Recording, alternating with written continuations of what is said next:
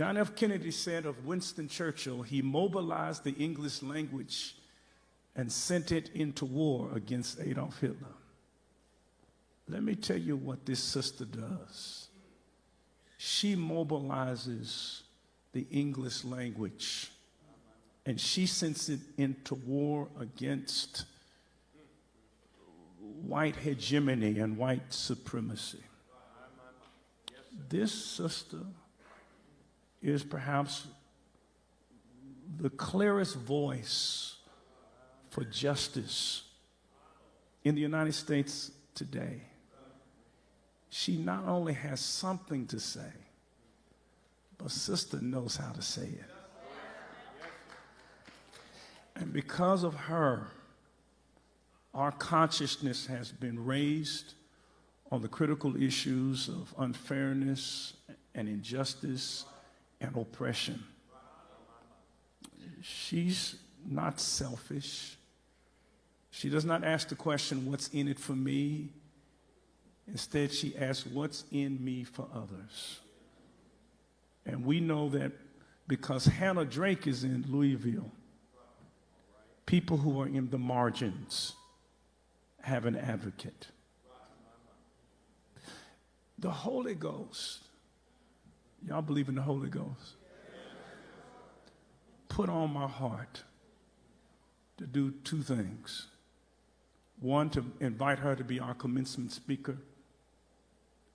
Number two, to bestow upon her the honorary degree, the doctorate degree. Maybe it was a little self-serving because I want to be able to say that she's a graduate of Simmons College of Kentucky. This sister is absolutely phenomenal. And I assure you that her best days are ahead of her.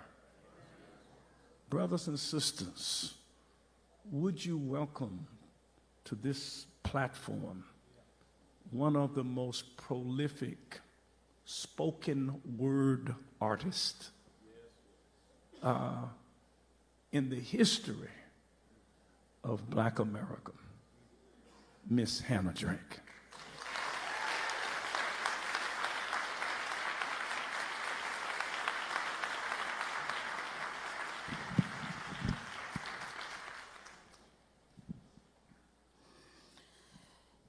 It is difficult to stand in spaces that weren't designed for me, spaces that were not created for people that looked like me, spaces that scream, you do not belong here, spaces that feel like sandpaper against my blackness, coarse and rough and painful and uneasy. Spaces that are void of signs, but still I can see them hanging in a not so distant memory.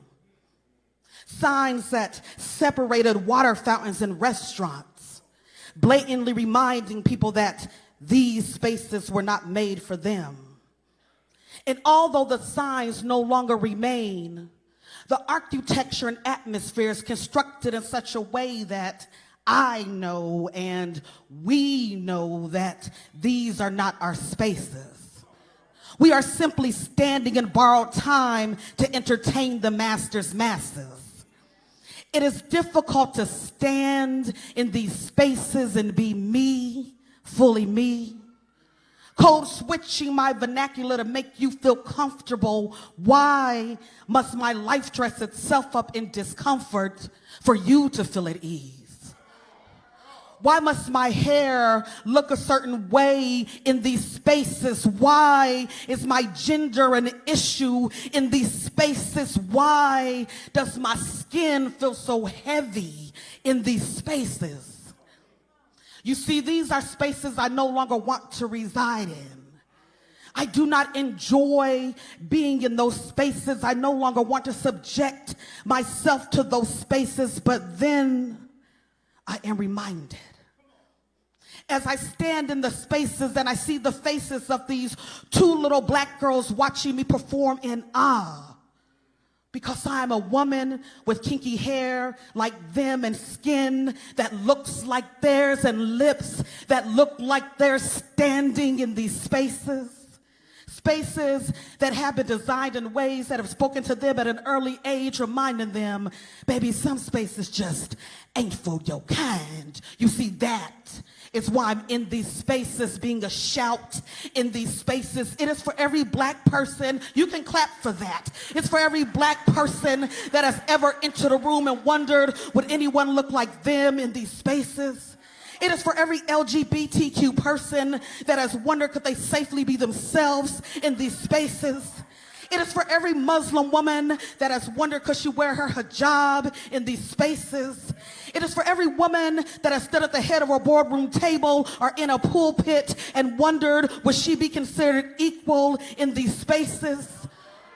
You see, I remember those that stood in spaces not made for them, that marched on roads not paved for them, that sat down on seats in buses not earmarked for them, that sat down at counters and endured the humiliation of sitting in spaces so that one day I too could stand in these spaces. You see, that is why I'm in these spaces.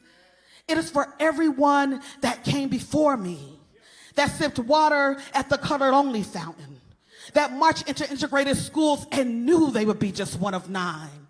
It is for every black performer that stood on stages so that one day little black kids could know that they too could stand on stages. It is for my mother, that stood in the space of a cotton field picking cotton for 80 cents a day. It is for everyone that will come after me, for them to know, for y'all to know. You have a right to be in these spaces, to have a seat at the table, in these spaces, to have a voice, in these spaces, to have influence, in these spaces. You see, that is why I stand in these spaces, even when it makes me uncomfortable.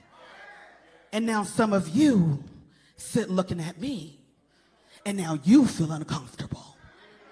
But today you have heard me. You cannot unsee me.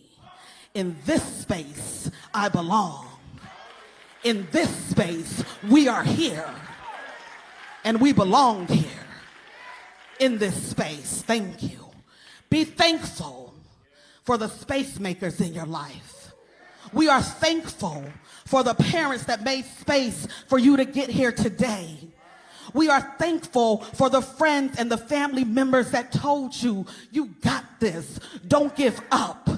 We are thankful for those that came before us and paved the way. We are thankful for Elijah Mars and his brother Henry. Elijah was a minister and an educator in Louisville. And as I researched for today, I learned that after the Civil War, Elijah taught in various schools and then helped organize legal leagues to defend black people from attacks on the KKK. This school was started by somebody that was about that action. So we thank them. We are thankful for William Simmons. Thankful for him, formerly enslaved, and had the audacity to become the president of Simmons College of Kentucky. We are thankful for him. The school is named after him. He was a writer, a journalist, an educator. We are thankful for Dr. President Kevin Cosby. Thank you for being a visionary, for believing, for saying, hold on a second. How is it that my people built the school and we don't own the school? Make it make sense.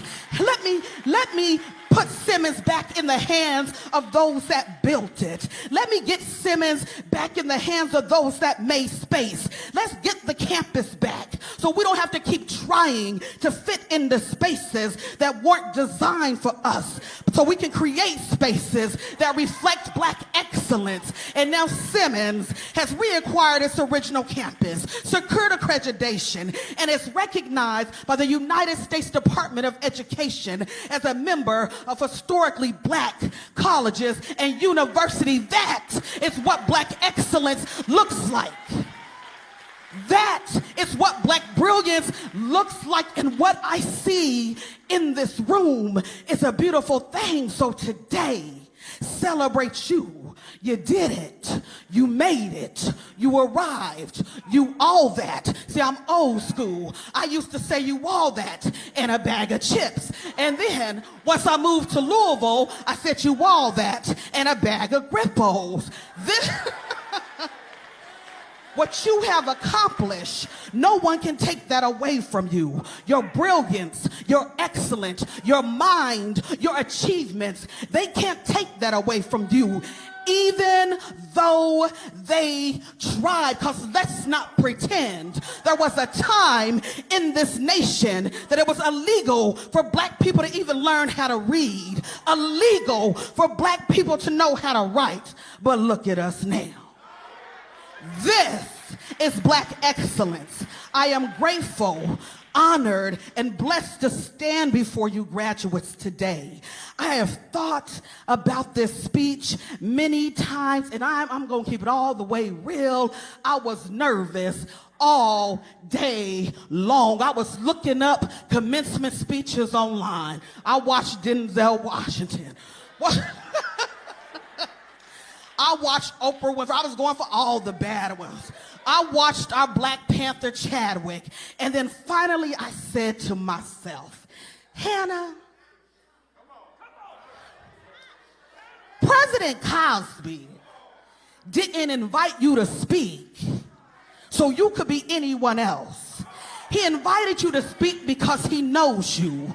He knows you're going to stand and speak the truth. So I thought, what do I want to tell these beautiful, brilliant black minds? I didn't take standing here lightly. I didn't take it lightly at all, because I want to tell you something that will inspire you to keep fighting, to keep going. So finally I said to myself, self, you... You are who you are, and you are a truth teller. So stand before them and tell them the truth. So then it just came right to me. I'm just a vessel. And I started thinking about the confirmation hearings for now Supreme Court Justice Ketanji Brown Jackson. Let's just get into it. A graduate of Harvard Law School, served as the editor of Law Review, spent time as a corporate lawyer, a member of the United States Sentencing Commission, a near decade-long service on the federal bench, most recently the U.S. Court of Appeals for the District of Columbia Circuit, has produced some 600 reasoned decisions that were well within the legal mainstream. She is the most qualified Supreme Court justice, and still, y'all know where I'm going, she had to sit there day after day after day and be told she wasn't qualified by people less qualified than her.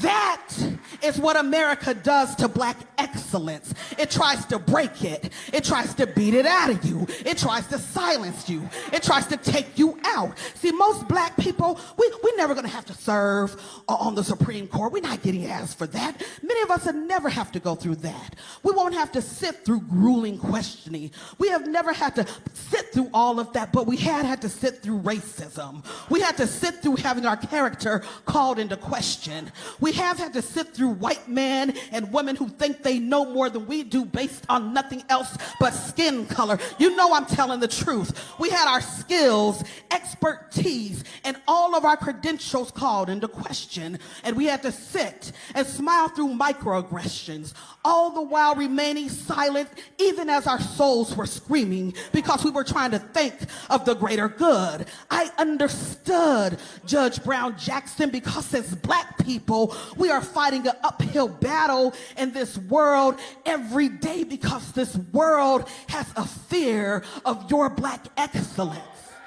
Your brilliance is intimidating, because when excellence steps into a room, it shines a spotlight on mediocrity.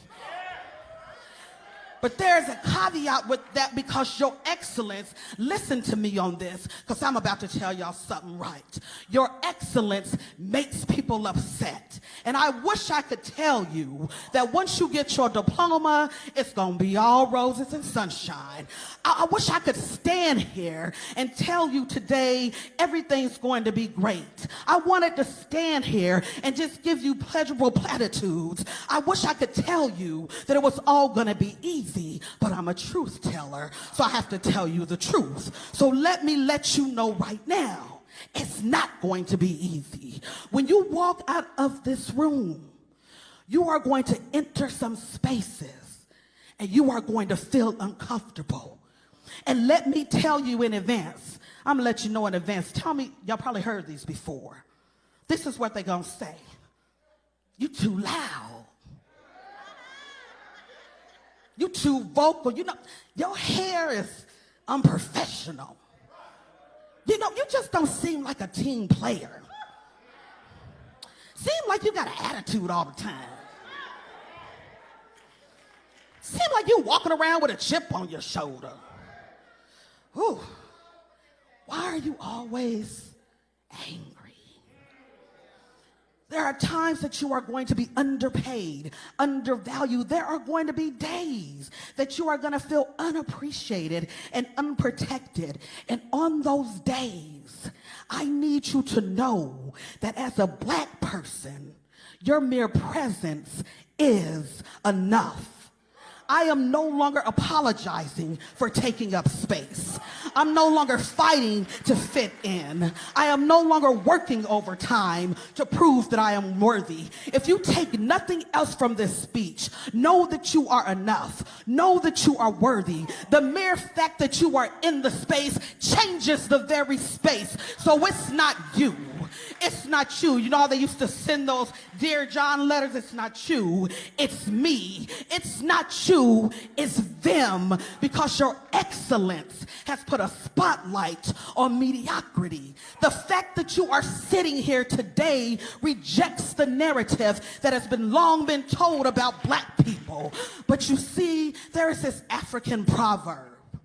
And it says, until the story of the hunt it's told by the lion, the tale of the hunt will always glorify the hunter. So we know who we're talking about here.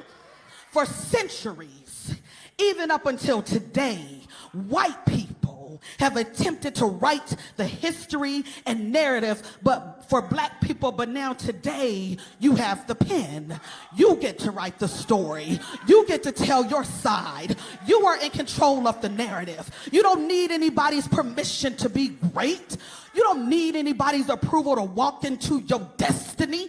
Do you know the shoulders that you are standing on? Didn't I tell you about Elijah Mars, the co-founder of Simmons, born into slavery, learned how to read, and taught others who were enslaved how to read? And then he was the first black person hired to teach at a school in Simpsonville. You stand on the shoulders of William Simmons. When William was young, his mother escaped slavery with her 3 kids. So you already know how his family got down. William went on to be an apprentice for a dentist, took some time to serve in the Union Army, came back to be a dentist again, and thought, you know what I just might do? I just might be the president of Simmons College. Black people are some bad, shut your mouth. You stand on the shoulders of black men and women who fought to make spaces for you so that you could shine in your brilliance. When they tell the story, they tell it one way. But we know that black people have left their fingerprints all over this nation. Let's just check it out. We invented the fold-out bed, the folding chair, potato chips, the light bulb, blood transfusions, protected mailbox, pacemakers, video games, cataract removal, the tissue holder, any movie with 3D special effects, super soaker guns, the elevator, the microphone, refrigerated trucks, the traffic signal, the cell phone, the ice cream scooper, the dustpan, the squeeze mop, the clothes dryer, the ironing board, home security systems. The list of our contributions to society is endless. That is because of our excellence, our brilliance has changed the very course of modern day society. And I know you're going to love this here, President Cosby, and then I'm done. I know what they wonder. What else can we do to them? We have tried it all. Nothing seems to work. Enslaved for 100 years, that didn't break them. Black codes, that didn't break them. Jim Crow, that didn't break them. Lynchings, that didn't break them. Mass incarceration, that didn't break them. What manner of people is this? We have tried everything, and still they rise.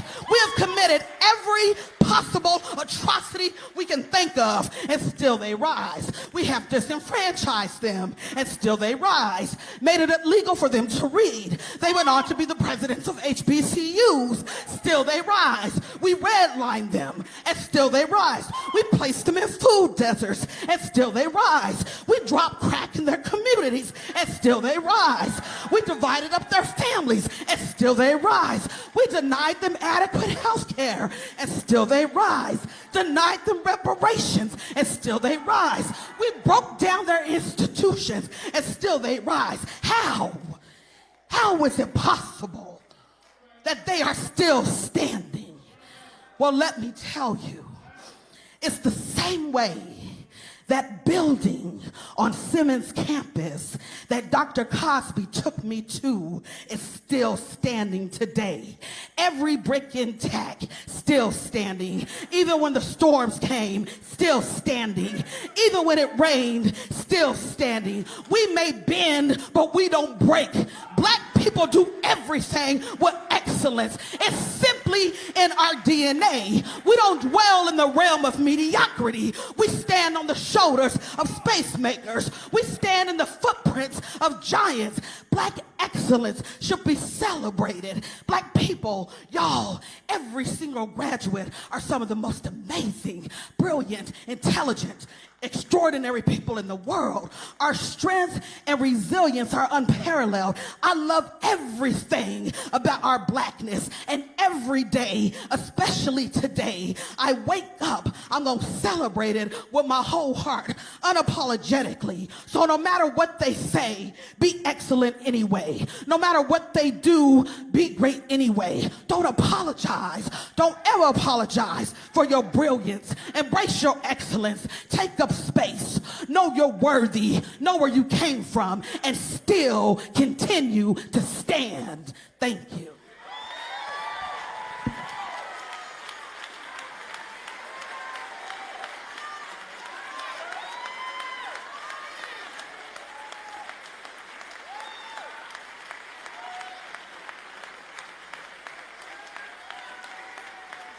Come on, y'all. Come on, come on, come on. Don't play with me. Yes.